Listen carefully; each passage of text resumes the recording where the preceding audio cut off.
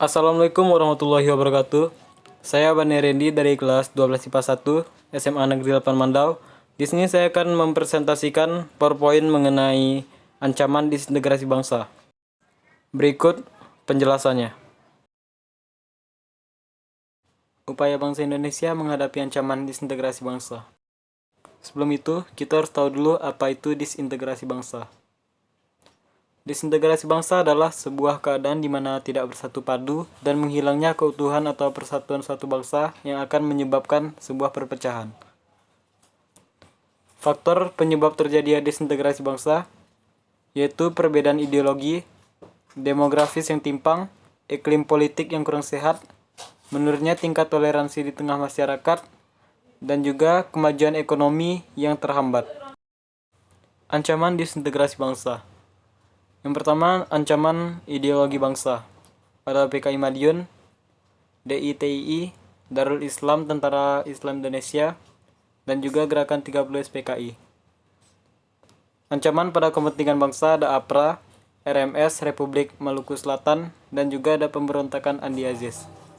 Dan ancaman pada pemerintahan bangsa ada PRRI Permesta.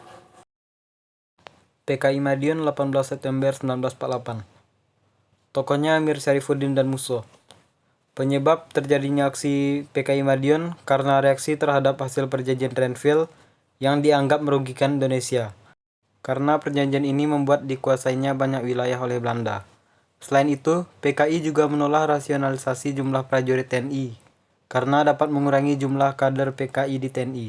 Akibat perjanjian ini, kelompok kiri yang menentang perjanjian Renville dan nasionalisasi TNI membentuk Front Demokrasi Rakyat atau FDR pada tanggal 28 Juni 1948 yang dipimpin oleh mantan Perdana Menteri Amir Syarifuddin. Tujuan dari pemberontakan PKI di Madiun yaitu untuk mendirikan negara Soviet Indonesia dengan melemahkan posisi NKRI dengan menghasut masyarakat untuk melakukan pemberontakan terhadap NKRI. Dikarenakan tidak puas perjanjian Linggarjati. Upaya pemerintahan dalam mengatasi PKI Madiun yang pertama memberikan kekuasaan penuh terhadap Jenderal Sudirman untuk melaksanakan tugas pemulihan keamanan dan ketertiban di Madiun dan daerah-daerah lainnya. Kemudian yang kedua, memberikan instruksi kepada alat-alat negara dan angkatan perang untuk memulihkan keamanan negara. Darul Islam atau Tentara Islam Indonesia, DITII. Yang A, Jawa Barat. Tokohnya Sekar Maji Marijan Kartosuwirjo. Penyebab terjadinya karena dilandasi ketidakpuasan dari Kartosuwirjo terhadap kemerdekaan Republik Indonesia. Waktu itu, kemerdekaan RI dibayang-bayangi kehadiran Belanda yang masih ingin berkuasa atas Indonesia. Tujuan utama dari pemberontakan DITII di Jawa Barat yaitu untuk mendirikan negara dengan dasar syariat Islam di Indonesia. Lalu upaya pemerintah dalam mengatasi DITII di Jawa Barat yaitu dengan melancarkan operasi militer tanggal 17 Agustus tahun 1949. Karena usaha ini tidak berhasil, maka dilakukan operasi Baratayuda dengan menggunakan taktik bernama pagar betis. DITII yang terjadi di Jawa Tengah. Tokohnya Amir Fattah dan Kiai Sumalangu. Penyebab terjadinya karena adanya penandatanganan perjanjian Renville. Masyarakat Jawa Tengah, khususnya Amir Fattah dan pasukannya, merasa banyak dirugikan dari perjanjian tersebut. Salah satunya terjadi persengketaan di wilayah Pekalongan. Tujuan dari DITII di Jawa Tengah yaitu untuk mengatasi pengaruh komunis dan sosialisme yang semakin meluas dan mendirikan negara berdasarkan syariat Islam. Upaya pemerintah dalam mengatasi DITII di Jawa Tengah yaitu dengan membentuk pasukan Benteng Riders dan melancarkan operasi gerakan Benteng Negara dengan berhasil menumpas pada tahun 1954. DITII di Aceh. Tokohnya Daud Beore. Penyebabnya karena kekecewaan yang dirasakan oleh para tokoh pimpinan masyarakat di Aceh. Tujuan dari pemberontakan ini yaitu mengembalikan otonomi Provinsi Aceh yang sebelumnya dihapus dan digabung dengan Provinsi Sumatera Utara. Upaya pemerintah dalam mengatasi hal ini, yang pertama pasukan TNI mengadakan operasi militer untuk menumpas pemberontakan.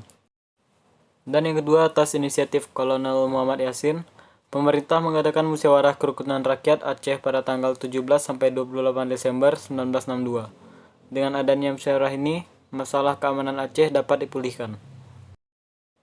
DITII di Sulawesi Selatan. Tokohnya Kahar Muzakar. Penyebab terjadinya DITII di Sulawesi Selatan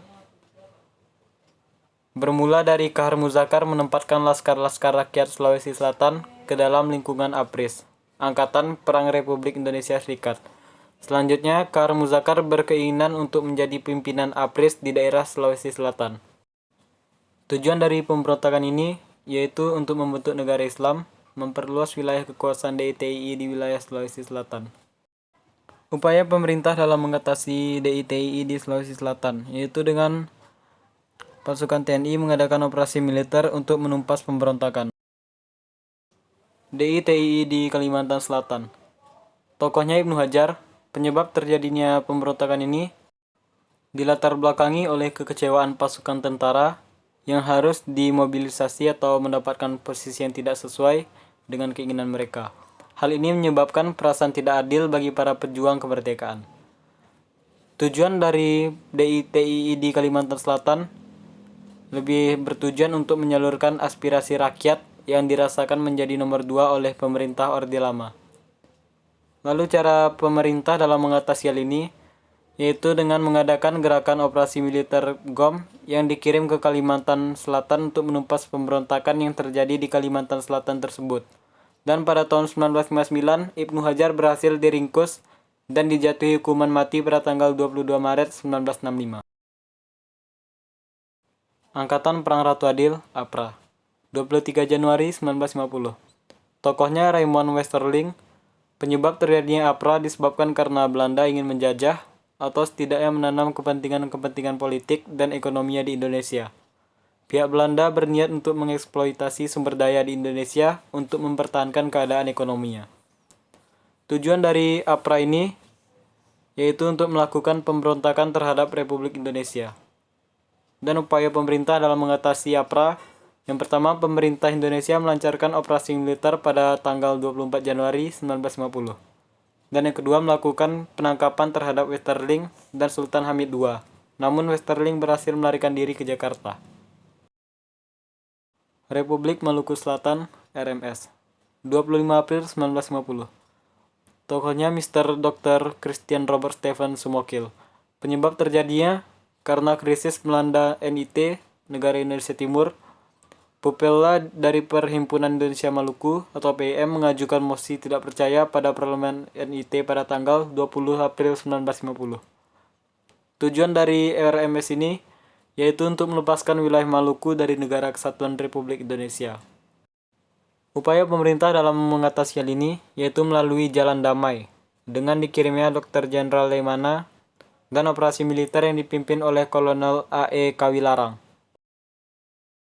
Pemberontakan Andi Aziz, 5 April 1950. Tokohnya Andi Aziz. Penyebab terjadinya pemberontakan ini karena Andi Aziz menolak masuknya pasukan APRIS. Andi Aziz juga ingin mempertahankan keutuhan negara Indonesia Timur. Tujuan dari pemberontakan Andi Aziz yaitu untuk menduduki posisi puncak pemerintah negara federasi di bidang militer bersama Sumokil sebagai tokoh politik dan Sukowati selaku presidennya. Upaya pemerintah dalam mengatasi hal ini yaitu dengan menanggulangi pemberontakan Andi Aziz dengan memberikan ultimatum kepada Andi Aziz untuk melapor ke Jakarta dengan batas waktu 4x24 jam dan juga mengirimkan pasukan ekspedisi di bawah pimpinan Kolonel Kawilarang. Yang terakhir, Pemerintahan Revolusioner Republik Indonesia atau PRRI Permesta, 15 Februari 1958. Tokohnya dipimpin oleh Letnan Kolonel Ahmad Hussein. Penyebab terjadinya PRRI Permesta yaitu dengan adanya hubungan yang tidak harmonis antara pemerintahan pusat dengan pemerintahan daerah, terutama di daerah Sumatera dan Sulawesi, mengenai masalah otonomi daerah dan perimbangan keuangan antara pusat dan daerah. Tujuan dilakukannya PRRI Permesta yaitu untuk mendorong pemerintah supaya memperhatikan pembangunan negeri secara menyeluruh. Sebab pada saat itu pemerintah hanya fokus pada pembangunan yang berada di daerah Pulau Jawa. Upaya pemerintah dalam mengatasi hal ini, yang pertama, Presiden Soekarno mempersingkat kunjungan kenegaraan ke luar negeri. Yang kedua, mengirim pasukan untuk melaksanakan operasi militer. Yang ketiga meminta bantuan asing. Dan yang terakhir membagi wilayah Sumatera Tengah menjadi 3 provinsi, yaitu Sumatera Barat, Riau, dan Jambi. Baiklah, sekian presentasi dari saya. Apabila ada salah kata, mohon dimaafkan. Saya akhiri dengan Assalamualaikum warahmatullahi wabarakatuh. Dan terima kasih.